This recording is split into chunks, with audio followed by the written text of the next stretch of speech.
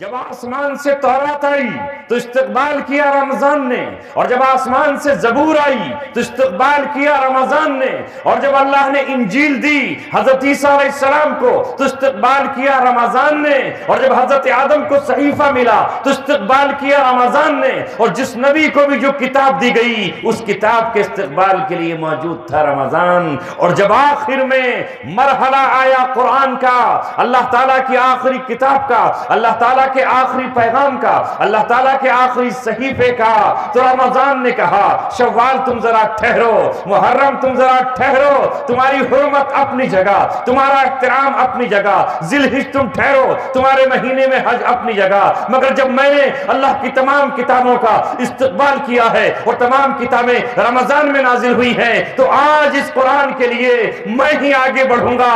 اللہ مجھے مہلت دے، اللہ مجھے یہ سعادت دے۔ اللہ نے کہا ہاں تو نے چونکہ اپنے کو آگے بڑھایا ہے اس لیے قرآن بھی میں تجھی میں نازل فرما رہا ہوں۔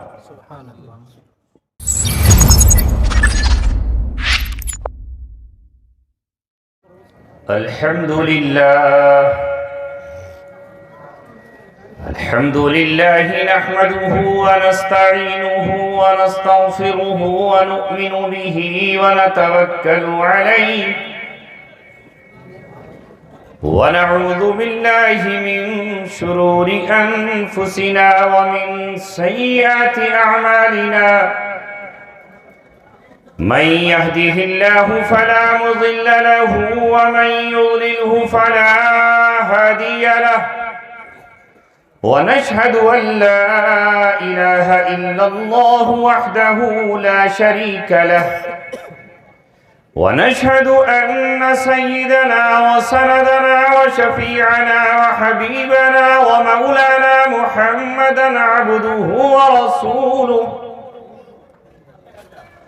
وصلى الله عليه وعلى آله وصحبه وسلم تسليما كثيرا كثيرا أما بعد قال الله تبارك وتعالى في كتابه الكريم أعوذ بالله من الشيطان الرجيم بسم الله الرحمن الرحيم شهر رمضان الذي أنزل فيه القرآن هدى للناس وبينات من الهدى والفرقان قال رسول الله صلى الله عليه وسلم من قام رمضان إيمانا واحتسابا غفر له ما تقدم من ذنبه أو كما قال رسول الله صلی اللہ علیہ وسلم۔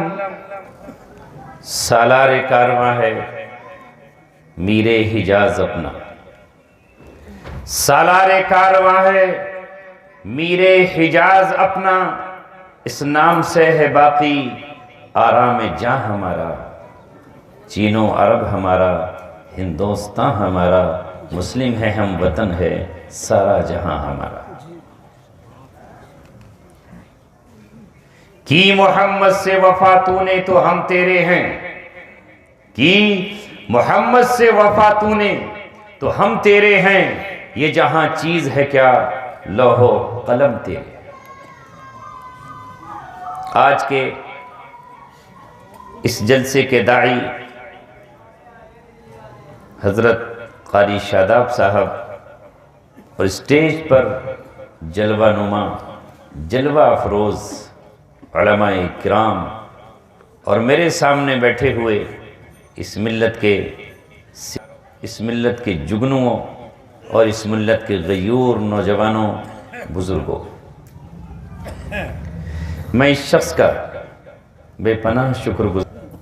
2007 سے میں نے میرا پور سے بجنور اور مظفر نگر کے بہت سارے سفر کیے، اس بازار سے گزر جاتا، کبھی راہ سے گزر جاتا، مگر کبھی دینی مجلس میں شرکت کا موقع ملا ہی نہیں، کسی نے بلایا ہی نہیں،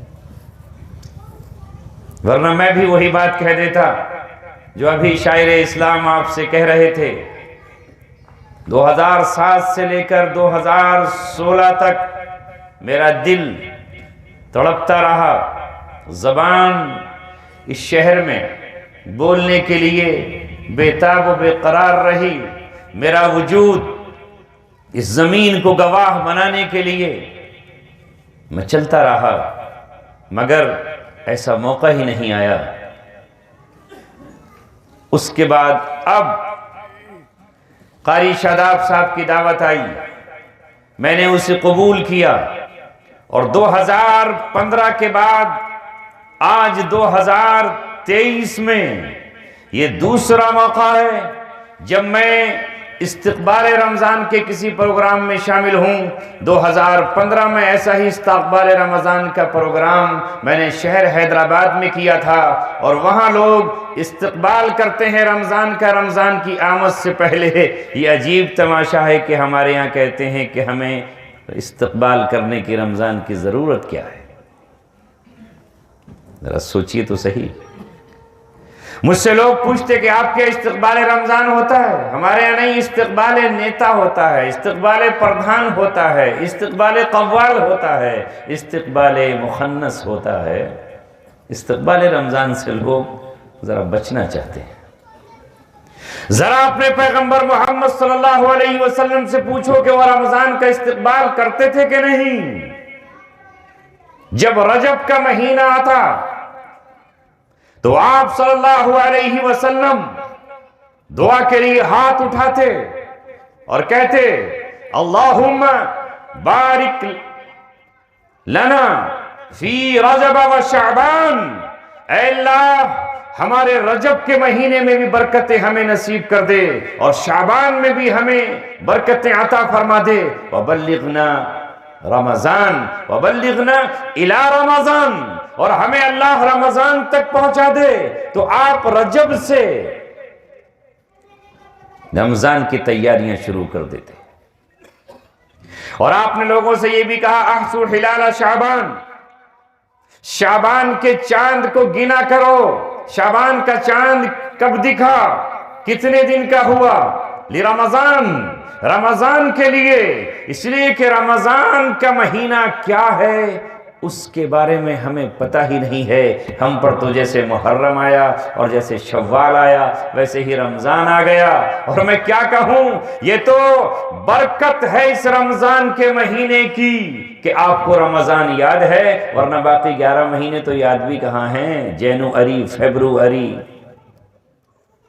یہ سب سے پوچھ لو۔ مگر یہ مہینے 12 یاد ہی کہاں، مگر قربان جائیں اے ماہ مبارک رمضان، تیرا استقبال اس نے کیا جو تیرا مقام جانتا ہے۔ اے رمضان، آج ہم تیرے استقبال کے لیے جمع ہیں، اور کیوں جمع نہ ہو؟ اللہ تعالیٰ نے قرآن میں فرمایا ان عدت الشہور عند اللہ 12 شہرا، اللہ تعالیٰ کے نزدیک 12 مہینے ہیں، 12 مہینے اللہ نے بنائے ہیں جب سے اللہ نے زمین و آسمان کو بنایا ہے، لیکن اللہ نے قرآن میں اپنی کتاب میں صرف ایک ہی مہینے کا نام لیا ہے، اور وہ ہے رمضان۔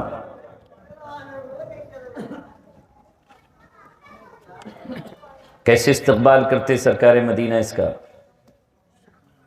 شعبان کے مہینے میں ہی روزے رکھنے شروع کر دیتے تھے، اور اتنے روزے رکھتے تھے کہ کبھی کبھی رمضان سے ملا دیتے تھے۔ اللہ نے رمضان سے پہلے ہی شعبان بنایا، اور شعبان کے مہینے میں ابھی جو رات گزری ہے، رمضان میں تو رات ہے لیلۃ القدر، اور اس شعبان کے مہینے میں ہے شب قدر۔ چونکہ رمضان کا استقبال گناہوں سے پاکی کے ساتھ کرو، توبہ پہلے کر چکے ہو، اللہ کی طرف سے مغفرت ہو چکی ہو، اس لیے اللہ تعالیٰ نے اس سے پہلے ایک رات لیلۃ البراء بنا دی اور شب برات بنا دی کہ 15ویں شب کو اللہ تبارک و تعالیٰ سے معافی مانگ لو۔ اس رات اللہ تبارک و تعالیٰ معاف فرما دیتا ہے۔ اس رات جاگ لو، اس رات قیام کر لو اور روزے رکھ لو اور رمضان کی تیاریاں کرو۔ جب رمضان آئے تو تم دھلے دھلائے ہو، کپڑوں کے لحاظ سے نہیں، وہ تو ہر وقت آپ کے چوکس چوبند رہتے ہیں، دل پاک ہو جائے، روح پاک ہو جائے، اندر کی آتما پاک ہو جائے، اور اس کے بعد جب رمضان کا استقبال کرو تو پوری طرح تیار ہو۔ یہ جسم روح دونوں کا جوڑ ہے، اگر روح زندہ ہے تو جسم بھی زندہ ہے، روح مردہ ہے تو جسم بھی مردہ ہے۔ اسلام نے جو حکم بھی ہم کو دیا ہے وہ اس لیے دیا ہے کہ ہماری روح تازہ رہے۔ روح کی غذا ہے اللہ تبارک و تعالیٰ کا ذکر، اور جسم کی غذا ہے یہ گیہوں چاول دانا آدھا آٹا چاول۔ یہ تو بڑی مبارکبادی کے مستحق ہے آپ بھی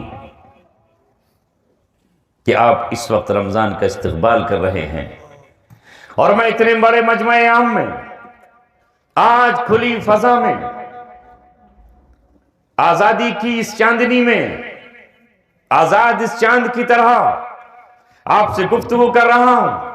اللہ تبارک و تعالی سے ہم وہی دعا کرتے ہیں، اللہ تو نے رجب ہمیں نصیب فرمایا، اس میں برکت عطا فرمائی، اب شعبان میں داخل ہوئے، اللہ اس شعبان کے ابھی کچھ دن باقی ہیں، اس کو بھی بابرکت بنا دیجئے، اور اے مولا ہمیں رمضان تک پہنچا دیجئے، اور رمضان کے استقبال ہم آج کر رہے ہیں۔ رمضان کے مہینے میں ہمیں عبادتوں کا ذوق، عبادتوں کا شوق نصیب فرمائیے۔ اب میں آپ کو بتاتا ہوں کہ رمضان کیوں بنا اور کس نے بتایا کہ رمضان کیا ہے۔ کیونکہ خود رمضان نے استقبال کیا۔ آپ کہیں گے کس کا؟ میں بتاتا ہوں، اس رمضان نے استقبال کیا۔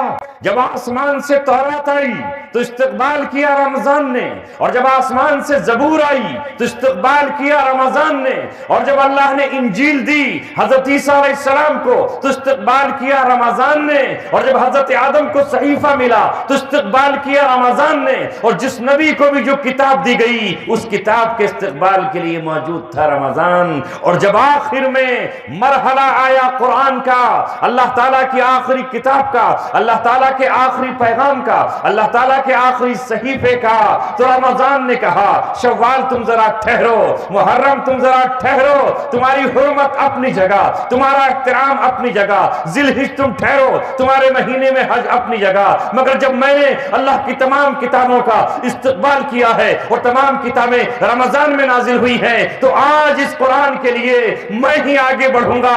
اللہ مجھے مہلت دے، اللہ مجھے یہ سعادت دے۔ اللہ نے کہا ہاں تو نے چونکہ اپنے کو آگے بڑھایا ہے اس لیے قرآن بھی میں تجھی میں نازل فرما رہا ہوں۔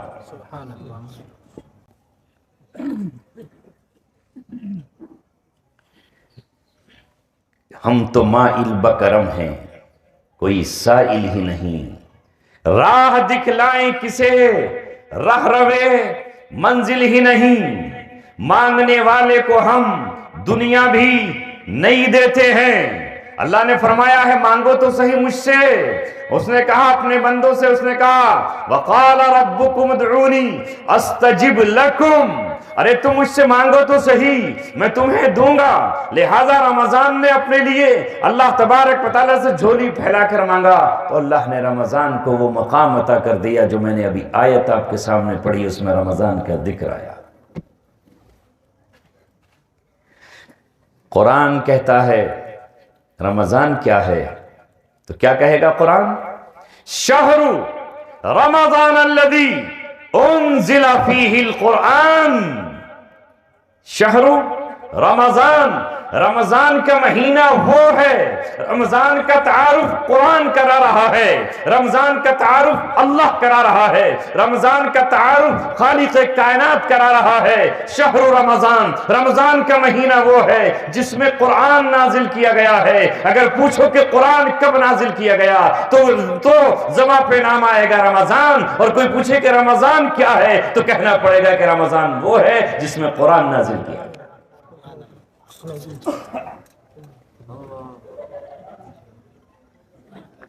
آگے پھر قرآن نے کہا یہ اتنا اہم مہینہ کیوں ہے؟ اس لیے کہ اس میں قرآن اترا۔ قرآن کیا ہے؟ الذی انزل فیہ القرآن، جس میں اتارا گیا قرآن، ھدی للناس، وَبَيِّنَاتٍ مِّنَ الْهُدَى وَالْفُرْقَانِ، قرآن ہدایت ہے، سراپا ہدایت ہے، اس کا لفظ لفظ ہدایت ہے، ایک ایک حکم ہدایت ہے، اس کی آیتوں میں ہدایت اور رہنمائی موجود ہے، زندگی گزارنے کا طریقہ موجود ہے، اٹھنے اور بیٹھنے کا طریقہ موجود ہے، تجارت کو آسمان کی بلندیوں تک کسی پر ظلم و ستم کے بغیر لے جانے کا بہترین اصول قرآن کے اندر موجود ہے، بچے کو ماں کتنا دودھ پلائے گی یہ اصول قرآن میں موجود ہے، اگر بیوی تنگ کر رہی ہے اور ظلم و ستم کر رہی ہے اور شوہر کو ستا رہی ہے، اس کا حق ادا نہیں کرتی ہے، جس مقصد کے لیے نکاح کیا ہے تو اس سے آزادی کا اصول بتائے گا قرآن، اور اگر شوہر ظلم و ستم کر رہا ہے اور بیوی کو ستا رہا ہے، ناک میں دم کیے دے رہا ہے اور گھٹ گھٹ کے زندگی گزار رہی ہے، تو وہ کیسے آزادی چاہے گی یہ بھی اس بیوی کو بتائے گا قرآن۔ بیوی کو نکاح میں لے کر آئے ہو، اس کو کیسا کھلانا ہے اور اس کو کیسے پہنانا ہے، اس کو کہاں رکھنا ہے اور اس کو کس طرح زندگی گزارنا ہے، اس کے ساتھ معاملات کیا ہے، کون بتائے گا؟ یہ بتائے گا قرآن۔ اگر اے عورت تجھے کسی نے طلاق دی ہے اور تیرے رحم میں اللہ تعالیٰ نے اس شوہر کے بچے کو رکھا ہے تو پھر تجھے ظاہر کر دینا چاہیے، یہ ہدایت دے گا قرآن۔ اگر تم نے قسم کھا لی ہے کہ میں یہ کام نہیں کروں گا، اس کام کو کبھی انجام نہیں دوں گا، اور وہ کام نیکی کا تھا، وہ کام اچھائی کا تھا، وہ کام بھلائی کا تھا، تو قرآن یہ کہے گا کہ تجھے اپنی قسم توڑ دینا ہے، پھر اس قسم توڑنے کا مجھ پر جرمانہ کیا ہوگا؟ تو قرآن بتائے گا کہ تجھے اس کا جرمانہ اتنے مسکینوں کو کھانا کھلانا ہے یا اتنوں کو کپڑا پہنانا ہے۔ ہر چیز اس قرآن نے بیان کر دی، ہدی للناس، پوری انسانیت کے لیے یہ رہنما کتاب ہے۔ کسی کو راستہ معلوم کرنا ہے تو وہ قرآن سے پوچھے، کسی کو یہ جاننا ہے کہ شراب اچھی چیز ہے یا بری، جوئے میں خرابی ہے یا فائدہ، تو وہ قرآن بتائے گا۔ یسألونک عن الخمر والمیسر، یہ آپ سے پوچھتے ہیں شراب کے بارے میں اور یہ آپ سے پوچھتے ہیں جوئے کے بارے میں، کہو قل فیہما اثم کبیر، ان دونوں میں بہت بڑی خرابی ہے، بہت بڑا ضرر اور نقصان ہے۔ شراب میں بھی نقصان ہے، پینے والے کی عقل کھا جاتی ہے، مال اس کا برباد کر دیتی ہے، سرمایہ اس کا ڈوب جاتا ہے۔ یہ بیٹا ہو کر ماں کے سامنے بے حیائی کا ارتکاب کر سکتا ہے، شوہر ہو کر شوہر اب نہیں رہتا اور بیوی کو گالیاں بکتا ہے اور اس کی پٹائی شروع کرتا ہے، وہ انتظار کرتی ہے شوہر آئے گا تو میں کھانا بناؤں گی، وہ انتظار کرتی ہے جب وہ گھر میں آئے گا تو دل کی باتیں کروں گی، وہ انتظار کرتی ہے جب شوہر آئے گا تو میں وفا کے نغمے اور وفا کی گیت اس کو سناؤں گی، مگر یہ شرابی جب گھر میں داخل ہوتا ہے تو یہ شیشیاں پھوڑ ڈالتا ہے، گھر کی چیزیں توڑ ڈالتا ہے اور جا کر کے پورے گھر کو بدبودار کر دیتا ہے۔ بیٹے ابا کا انتظار کرتے ہیں، بچیاں باپ کا انتظار کرتی ہیں کہ ابا جان سے ہم باتیں کریں گے، مگر یہ تو پڑا ہوا ہے اس طرح جس طرح کوئی گدھا تھک کر کے ریت پہ لیٹ جاتا ہے۔ یہ قرآن نے کہا کہ اس میں ضرر زیادہ ہے، ہاں تھوڑی دیر کی لذت ہے، ان کے کہنے پہ مت جاؤ جو اس شعر سے پیسہ کماتے ہیں کہ مجھے پینے کا شوق نہیں ہے، پیتا ہوں غم بھلانے کو۔ غم نہیں جاتے اس سے، غم اور آتے ہیں۔ قرآن نے جو کہہ دیا وہ سچ ہے، کسی شاعر نے جو بک دیا وہ سچ نہیں ہو سکتا، وہ غلط بھی ہو سکتا ہے۔ شاعروں کا تو کام رہا ہے ہمیشہ، بادشاہوں کے درباروں میں گئے اور بادشاہ کی تعریف کرنے لگے، اور جب بادشاہ نے نذرانہ زیادہ نہیں دیا تو اس کی عقل کو بتا دیا کہ ٹخنوں میں ہے۔ شعراء کا تو کام ہی یہ ہے، ان کا تو مقصد ہی یہی ہوا کرتا ہے۔ لہذا وہ بات جو قرآن کہہ رہا ہے، جو اللہ کہہ رہا ہے کہ فیہما اسم کبیر، شراب میں بھی اور جوئے میں بھی بہت بڑا نقصان ہے، ومنافع للناس، ہاں فائدہ بھی ہے، کبھی کبھی جواری کی لاٹری بھی کھل جاتی ہے، کبھی کبھی سٹوریے کے دن آ جاتے ہیں، لیکن اکثر نہیں آتے۔ لاٹری کے ٹکٹ خریدنے والے خالی ہاتھ ہی نظر آتے ہیں، کبھی ہو گیا تو ہو گیا۔ اس لیے اسلام نے کہا کہ بن دے کا اپنا پیسہ برباد مت کرو، لگاؤ تجارت پر، جو سامنے ہے ایک چیز خریدو، اس کو خریدو ابھی، اور خریدنے کے بعد مارکیٹ میں لے جاؤ، تمہارا اپنا نفع ہے، جتنا چاہے کما لو، یہ حلال ہے، کیونکہ وہاں سامنے چیز رکھی ہوئی ہے اور میں اس کا سودا کر رہا ہوں۔ میں یہ رومال خرید کر لایا ہوں اور میں کہتا ہوں کہ اب میں 250 300 500 کا بیچوں گا، تو ظاہر ہے کہ اس میں نقصان کیا ہے۔ لیکن لاٹری میں، سٹے میں جہاں کوئی چیز ہے ہی نہیں، بس یوں اچھالا اور نیچے سکہ گرا، پتہ نہیں ادھر گرے گا کہ ادھر گرے گا۔ آگے کیا کہا؟ وَإِسْمُهُمَا أَكْبَرُ مِن نَفْعِهِمَا، ان کا جو نقصان ہے وہ ان کے نفع سے زیادہ بڑا ہے۔ اور اسلام کے حرام اور حلال ہونے کا یہی ضابطہ، یہی اصول، یہی فلسفہ ہے کہ جو چیز زیادہ نقصان دیتی ہے اسے اس نے حرام قرار دے دیا، اور جو زیادہ نفع بخش ہے اسے اس نے حلال قرار دے دیا۔ جو چیز ہمارے فائدے کی تھی، کسی بھی طرح سے، کسی بھی اینگل سے، کسی زاویے سے، اسلام نے اسے حرام قرار نہیں دیا، اسے حلال قرار دیا ہے۔ اور جو ہمارے نقصان کی تھی، چاہے وہ اپنی پرسنل ذات کے لیے ہو، یا وہ معاشرے کے لیے ہو، یا وہ سماج کے لیے ہو، یا وہ کسی بھی طرح سے ملک کے نقصان دہ ہو، ان تمام چیزوں کو حرام قرار دیا ہے اسلام نے۔ یہی ہے قرآن جو کہتا ہے کہ حلال اور حرام۔ یہ تو بات اس پر چلی کہ قرآن ہدایت ہے، یہ ہے گائیڈ، یہ ہے رہنما۔ اس سے پوچھو دودھ کتنا پلانا ہے بچے کو، آپ کہیں گے نہیں ہم اس سے نہیں پوچھیں گے۔ تم کون ہوتے ہو؟ ہم نہیں پلاتے اپنے بیٹے کو دودھ، ہم تو بکری کا پلائیں گے، نہیں پلاتے ہم تو پاؤڈر پلائیں گے، پلاؤ۔ اللہ تعالیٰ کہہ رہا ہے دودھ کا بنانے والا بھی میں، اس بچے کو بنانے والا بھی میں، اس ماں کو بیٹے کی نعمت دینے والا بھی میں، اور اس کے سینے میں خون کو دودھ کی شکل میں اتارنے والا بھی میں نے جو یہ ٹونک بنایا ہے، آج سائنس آسمان پر کمندیں ڈال کر آسمان کو چیر کر آسمان تک پہنچ جائے، مگر ابھی تک کوئی ڈاکٹر، کوئی حکیم، کوئی شخص بھی دودھ جیسا ٹونک تیار نہیں کر سکا۔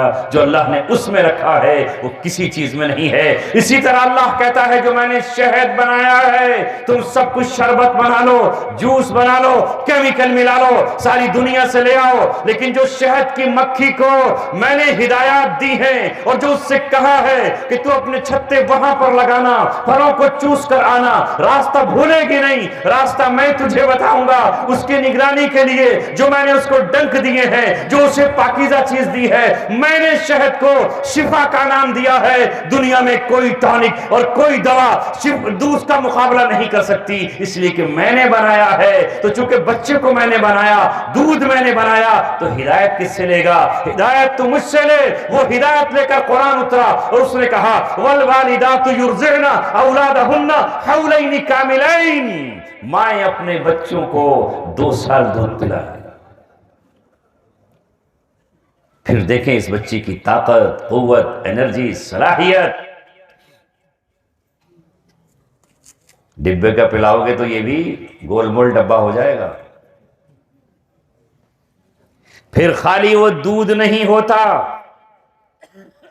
میں نے اس دن امروہہ میں کہا اور پھر دوہرا رہا ہوں الفاظ کو، جب ایک ماں اپنے بچے کو دودھ پلاتی ہے تو وہ خالی دودھ نہیں پلاتی، اپنے جگر کا خون اس میں منتقل کرتی ہے۔ اس دودھ کے ساتھ اگر ماں پاکیزہ ہے تو یہ بچہ پاکیزہ ہوگا، اس کا گوشت پاکیزہ ہوگا۔ اگر ماں حلال غذا کھاتی ہے تو یہ بچے کا بدن حلال غذا سے تیار ہوگا۔ ایک ماں اس دودھ کے ساتھ اپنا تقوی، اپنی طہارت، اپنی پاکیزگی، اپنی امنگیں، اپنے جذبات، اپنی آرزویں، بہادری، شجاعت، سب کچھ منتقل کرتی ہے، جو بھینس منتقل نہیں کر سکتی اور گائے منتقل نہیں کر سکتی اور مرغی تو کر ہی نہیں سکتی۔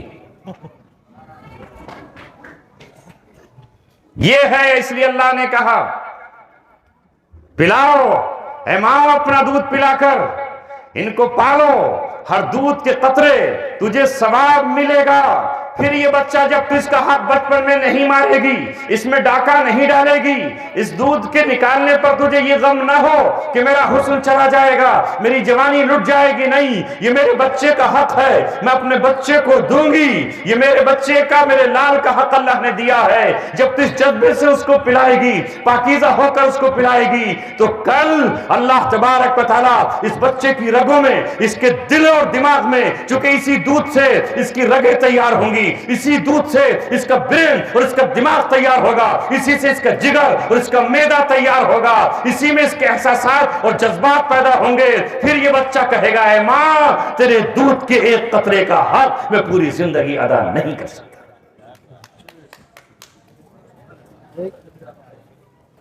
یہ ہے، اس لیے کل کی مائیں اپنے بچے کو باوضو دودھ پلاتی تھی، ناپاکی کے عالم میں نہیں پلاتی تھی، فرق پڑتا تھا۔ آج حالات دوسرے ہیں، میں اس پہ گفتگو نہیں کر رہا۔ میرے چھوٹے بچوں نے بہت اچھے انداز میں تقریریں کی ہیں اور میرا دل خوش ہو گیا، اس لیے کہ اللہ تعالیٰ کا دستور ہے کہ وہ اس دنیا کی اصلاح کے لیے ریفارمر، پیغامبر بھیجتا رہے گا، اپنا پیغام وہ سنواتا رہے گا۔ اگر ہم اپنی زبانوں کو بند کر لیں اور ہم بھی نہ بولیں تو اللہ تبارک و تعالیٰ پتوں کو حکم دے گا اور وہ گفتگو کریں گے۔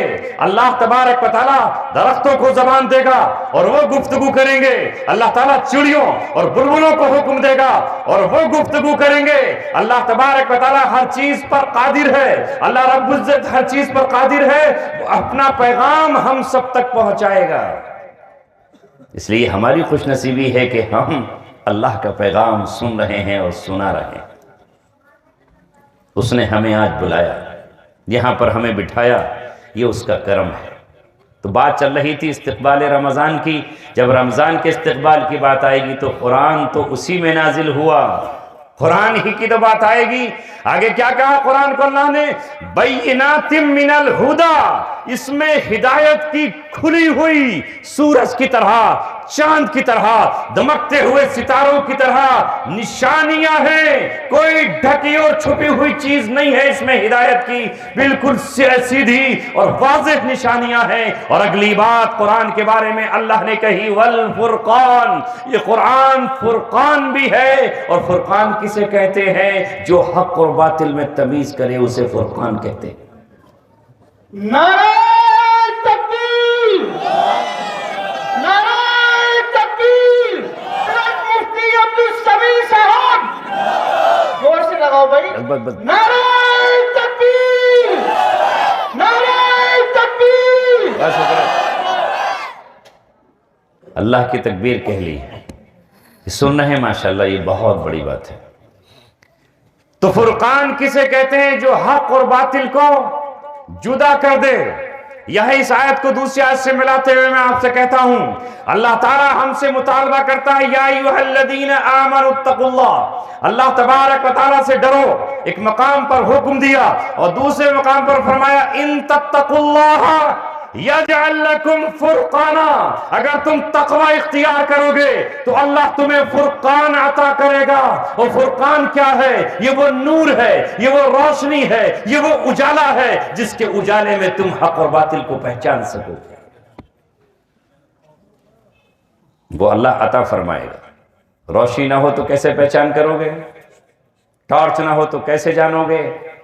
تو ان تتقوا اللہ، تقوی کا سب سے پہلا انعام اللہ نے کیا کہ آپ کے دل میں ایک نور داخل کر دیا جائے گا، اور اس نور سے آپ پہچان لو گے کہ صحیح کیا ہے اور غلط کیا ہے۔ جیسے ہمیں اللہ نے عقل دی ہے، اس عقل سے ہم پہچانتے ہیں کہ کون سی چیز صحیح ہے اور کون سی غلط ہے۔ یہ عقل ہمیں دنیاوی فرق کرنے کے لیے دی ہے، لیکن دینی اعتبار سے، روحانی اعتبار سے اور ہمارے آخرت کے اعتبار سے کیا چیز صحیح ہے غلط ہے یہ کب ملتا ہے؟ یہ نعمت ملتی ہے فرقان کی اس وقت جب انسان تقوی اختیار کرتا ہے۔ اور تقوی کسے کہتے ہیں؟ تقوی وہ ہے کہ آدمی فتوے سے اوپر اٹھ کے عمل کرے۔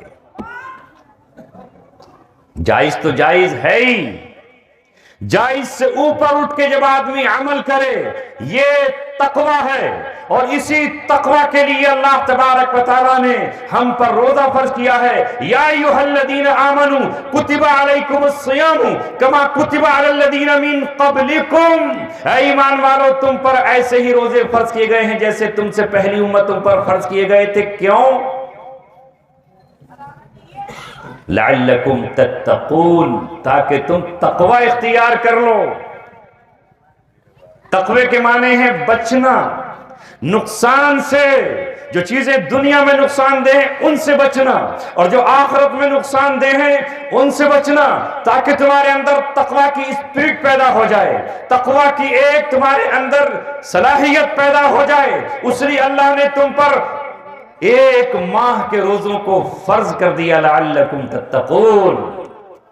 اور جب تقوی تمہارے اندر آ جائے گا تو تمہیں فرقان مل جائے گا، اور اس کی روشنی میں تم سمجھو گے کہ کیا صحیح ہے اور کیا غلط ہے۔ اس لیے صحابہ تقوی کی زندگی اختیار کیا کرتے تھے۔ کون سی زندگی؟ تقوی کی۔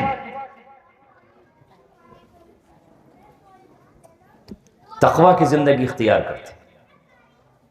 الحلال بین والحرام بین، حرام اور حلال تو کھلے ہیں، وہ تو سبھی جانتے ہیں۔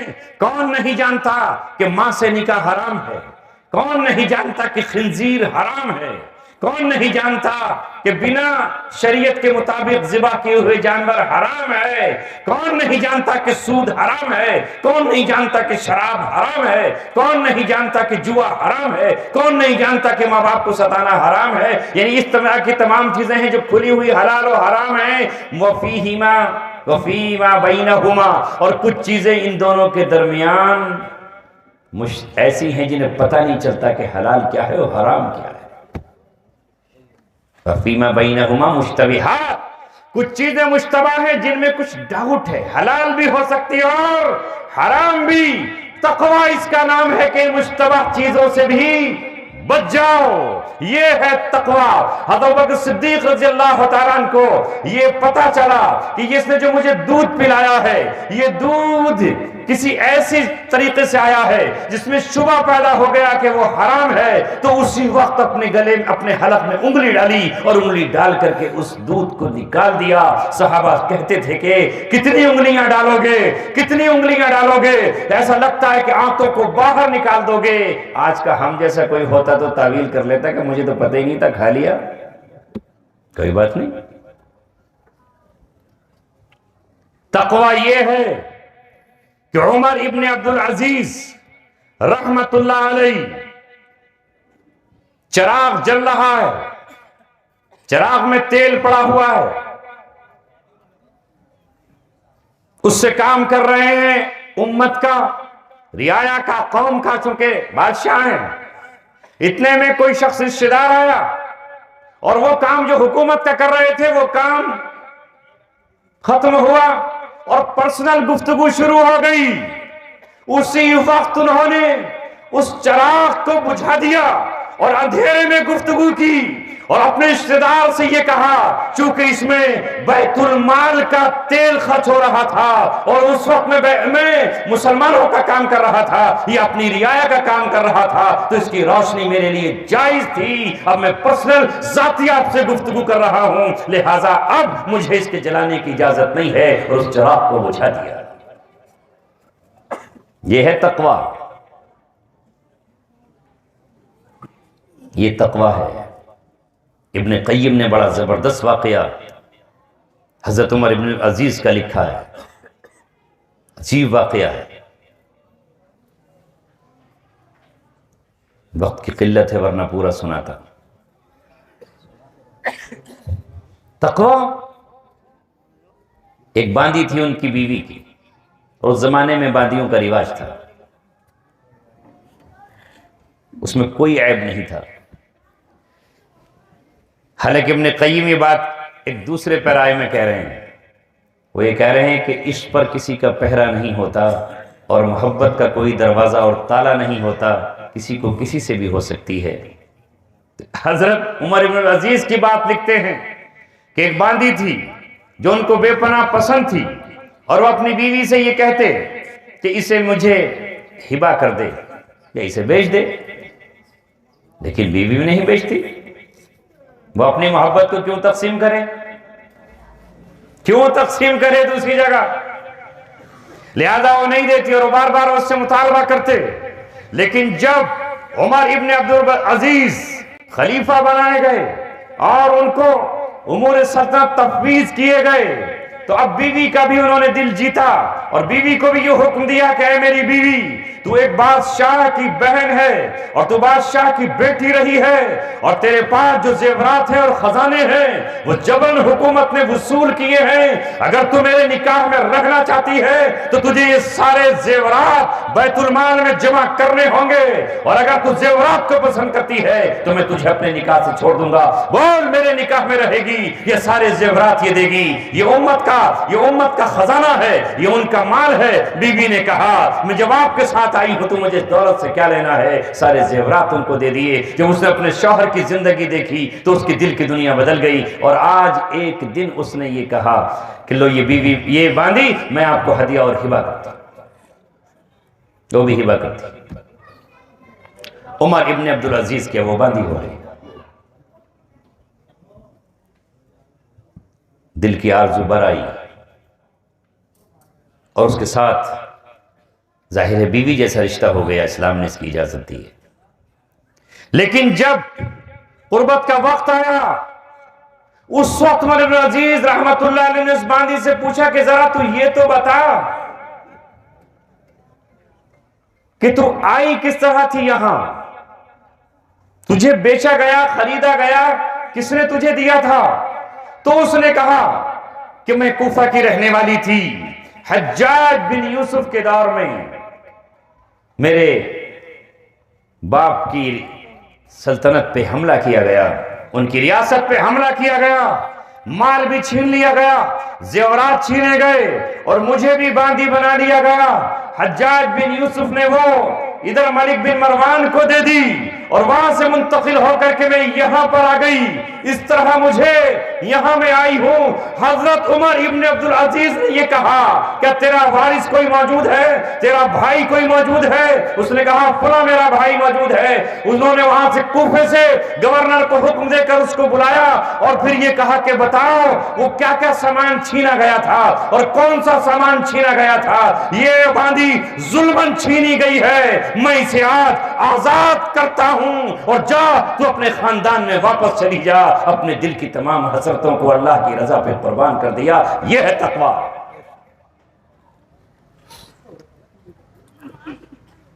اس لیے آج ان کا نام لیتے ہوئے ہمارے دل ان کی عظمت سے بھر رہے، اور ہم ذرا اس پیمانے پر اپنے کو نہ پائیں۔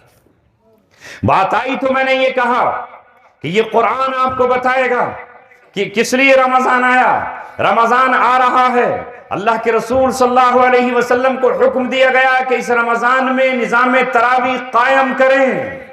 لہذا رمضان جب آتا تو محمد رسول اللہ صلی اللہ علیہ وسلم جبریل علیہ السلام کو اپنا قرآن سناتے، دور کرتے، کیونکہ یہ وہ مہینہ ہے جس مہینے میں اللہ نے کہا اِنَّا أَنزَلْنَاهُ فِي لَيْلَةِ الْقَدْرِ، ہم نے اس قرآن کو اتارا ہے لیلۃ القدر میں۔ اب وہ لیلۃ القدر کون سے مہینے میں ہے طے ہو گیا، نہ وہ شوال میں ہے، نہ وہ ذیقعد میں ہے، نہ وہ ذی الحج میں ہے، نہ وہ ربیع الاول میں ہے، اس لیے کہ قرآن اترا ہے الذی انزل فیہ القرآن، رمضان کے مہینے میں، تو شب قدر بھی ہے رمضان ہی کے مہینے میں۔ آج تو ہم نہ جانے کون کون سا جشن مناتے ہیں۔ بیٹا پیدا ہوا تو ہمارے اندر بھی نہ جانے کہاں سے رسم آ گئی، برتھ ڈے، برتھ ڈے منانا ہے، کیک کاٹیں گے۔ یہ کون سی برتھ ڈے ہے؟ کیا منا رہا ہے؟ کس سے سیکھا ہے؟ تیرے نبی کی عمر 63 سال ہوئی، ان سے زیادہ خوشی کس کی ہوگی جب کائنات میں کائنات کا دولہا آ گیا، اس کائنات کا دلبر آ گیا، اللہ تبارک و تعالیٰ کا محبوب آ گیا، زمین و آسمان کو قرار آ گیا، یتیموں کو سکون مل گیا، بیواؤں کی آنکھوں میں خوشی کے جگنو جگمگا اٹھے، لیکن اس نے کبھی اپنا برتھ ڈے نہیں منایا۔ اگر منایا ہوتا تو سیرت کی کتابوں میں موجود ہوتا۔ صدیق اکبر ان کے دوست، رفیق اور ان کے خسر، دوستانہ کیسا سب کچھ نچھاور کیا، مگر انہوں نے تو کبھی جنم دن اور پیدائش کا دن نہیں منایا۔ مگر آج ہم برتھ ڈے منا رہے ہیں، نہیں، اللہ تعالیٰ کہہ رہا ہے ارے یہ کیا ہے، تو اسے کیا منائے گا، تیری اوقات کیا ہے، تو ہے کیا، تیرا بچہ کیا ہے؟ اگر جشن منانا ہے تو آؤ، میں جشن مناتا ہوں اس مہینے کا جس مہینے میں میں نے قرآن اتارا ہے۔ اس رمضان کے مہینے سے آنے سے پہلے ہی جنت کو سجایا جاتا ہے، خوشبوؤں سے مہکایا جاتا ہے۔ اذا کانت اول لیلۃ من رمضان، جب پہلی رات رمضان کی آتی ہے، فتحت ابواب الجنہ، جنت کے تمام دروازے کھول دیے جاتے ہیں۔ الم یفتح ولم یغلق منها باب، ایک دروازہ بھی بند نہیں ہوتا، اور جہنم کے تمام دروازے بند کر دیے جاتے ہیں۔ ولم یفتح منها باب، اور ایک دروازہ بھی جہنم کا کھلا نہیں رکھا جاتا۔ اللہ کہتا ہے یہ جشن کا مہینہ ہے، یہ رمضان کا مہینہ ہے، جنت سجائی جائے گی، جنت کے تمام دروازے کھول دیے جائیں گے اور جہنم کے دروازے بند کر دیے جائیں گے۔ لہذا اس رمضان میں گناہگار بھی ہو، خطا کار بھی ہو، لیکن وہ قرآن پہ ایمان لانے والا ہو، اگر اس کا انتقال ہو جائے گا تو سیدھا جنت میں داخلہ پائے گا۔ یہ ہے جشن منانے کا مہینہ، اس میں مناؤ نا۔ یہ کیا منا رہے ہو کسی کی موت پر، کسی کی پیدائش پر، کسی کی چھٹی پر اور کسی کی نوی پر؟ یہ نہیں، اللہ نے کہا وہ رات ہے جشن منانے کی جس رات میں نے قرآن اتارا ہے تمہارے لیے۔ تمہیں پتہ ہی نہیں تھا کہ تم کیا ہو، تم اپنے کو نالی کا کیڑا سمجھتے تھے، میں نے تمہیں بتایا کہ تم اشرف المخلوقات ہو۔ تم چاند کو اعلیٰ سمجھ کر اس کی پرستش کرنے لگے تھے، میں نے بتایا کہ چاند تیرا نوکر اور چاکر ہے۔ تم سورج کو بڑا سمجھ کر اس کو اپنا رب اور معبود بنا بیٹھے تھے، میں نے کہا یہ سورج تو تجھے روشنی دینے کے لیے آیا ہے، یہ تیرا خادم اور غلام ہے، یہ صبح کی کرنیں دے کر تجھے جگاتا ہے کہ مننے اٹھ جا، اب ذرا بازار کی طرف نکل۔ یہ چاند تو تیرا غلام ہے، یہ آ کر کے دن بھر کی دھوپ کو اور دن بھر کی تھکن کو اپنی چاندنی سے ٹھنڈا کرتا ہے۔ یہ ہوا پچھوا ہو یا پروا، یہ ہوا جنوب کی ہو شمال کی، یہ تیری غلام ہے، یہ پہاڑ تیرے غلام ہے، یہ زمین تیری غلام ہے۔ اور میں نے اس کو آرڈر کر دیا ہے کہ اگر ایک انسان، اس کا دھرم کوئی بھی ہو، اس کا مذہب کوئی بھی ہو، اگر تجھ میں اپنا بیج چھپاتا ہے تو اے زمین اس بیج کو پورا کا پورا اسے واپس کرنا، بلکہ اسے اور زیادہ دینا، اس بیج کو گلانا مت، اس بیج کو مٹانا مت، اس کے اندر اگر صلاحیت ہے تو اسے ایک تناور درخت کی شکل میں اسے دے دینا، اور یہ کہنا کہ تو نے ایک بیج میرے سپرد کیا تھا، جا میں ایک پیڑ تجھے دے رہی ہوں جو برسوں تک تجھے پھل دیتا رہے۔ تو یہ زمین ہماری خادم ہوئی اور غلام جو ہماری خدمت کر رہی ہے۔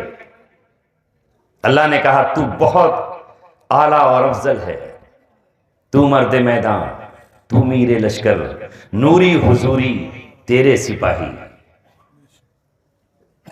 فرشتے تیرے سپاہی بن کر تیری خدمت کر رہے ہیں۔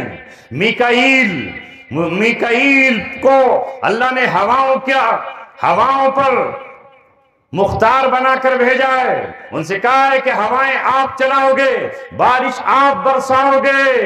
اللہ نے حضرت میکائیل کو بارش برسانے کا حکم دیا ہے، اور اللہ سے پوچھتے ہیں کہاں برسانا ہے؟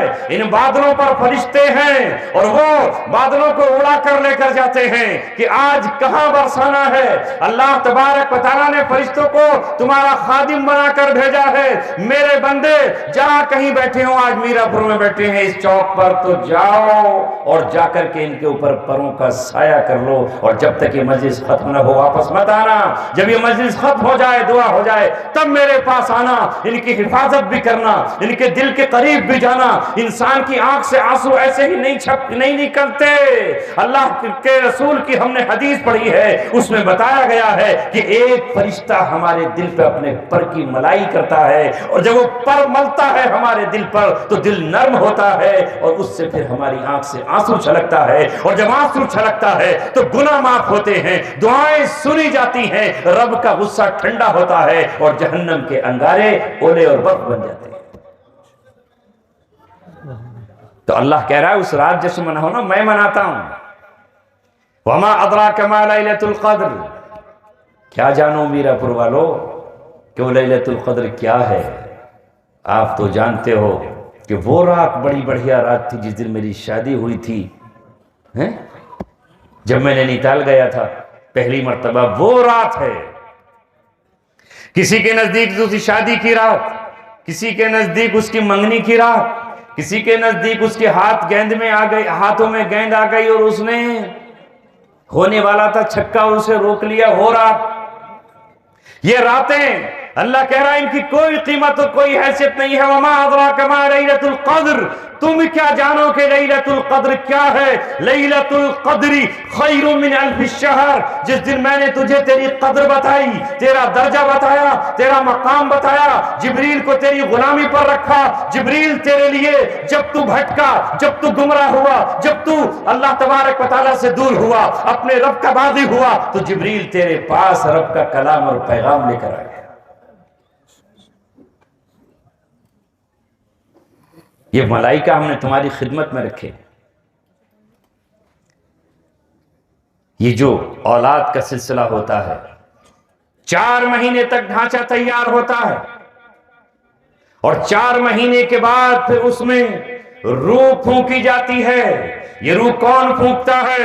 یہ فرشتہ لا کر اس میں روح ڈالتا ہے، اور اسی وقت ماں کو احساس ہو جاتا ہے کہ آج میرے بچے میں جان پڑ گئی ہے، اور حرکت اس میں شروع ہو جاتی ہے، اور اسی وقت فرشتہ اس کی پیشانی پر لکھ دیتا ہے کہ تیرا رزق کتنا ہے، تو کب تک زندہ رہے گا، تیری عمر کیا ہے، وہ تمام کی تمام چیزیں فرشتہ اس پر لکھ دیتا ہے۔ معارف القرآن میں مفتی شفیع صاحب نے لکھا ہے کہ ایک آنکھ کی حفاظت پر 6 فرشتے اللہ نے لگا۔ تو جس دن ہم نے تجھے تیری قدر بتائی، وہ رات ہے قدر کی، تو بھی اس رات کی قدر کر لے۔ اور میرا تو عالم یہ ہے، تنزل الملائکۃ والروح فیہا بإذن ربہم من کل امر، اس دن فرشتے اور فرشتوں کا سردار روح الامین زمین پر اترتے ہیں ہر طرح کا فیصلہ لے کر۔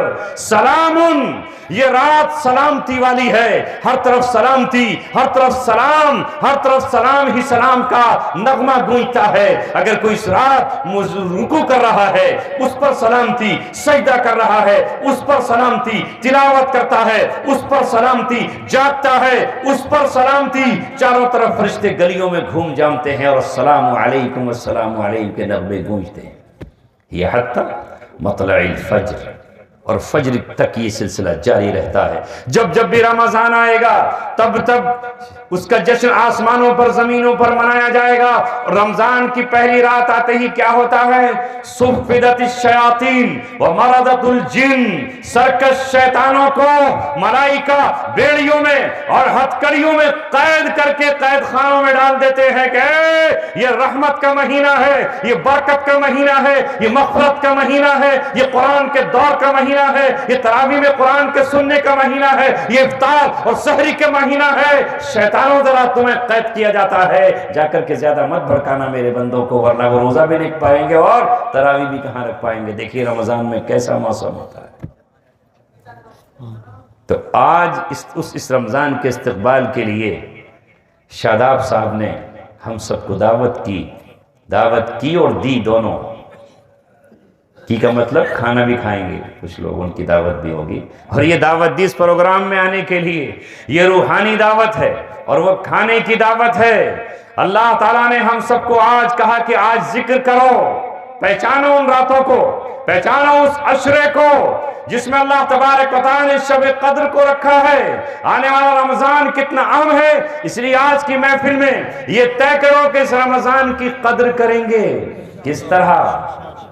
کوئی روزہ نہیں چھوڑیں گے، کوئی تراویح نہیں چھوڑیں گے۔